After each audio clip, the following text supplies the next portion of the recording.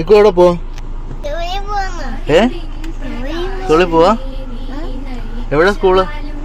ഓ അവിടെ.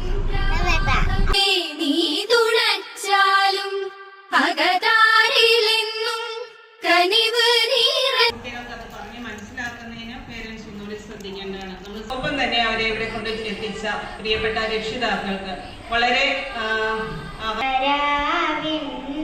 ജാലകപ്പാളികൾ മെല്ലെ മെല്ലെ തുറന്നു. ഇതാരാടാ? ഇക്കുന്റെ ഫ്രണ്ട്സ് ആരും ഇല്ലേ? ഫ്രണ്ട്സ് ആരും ഇല്ല?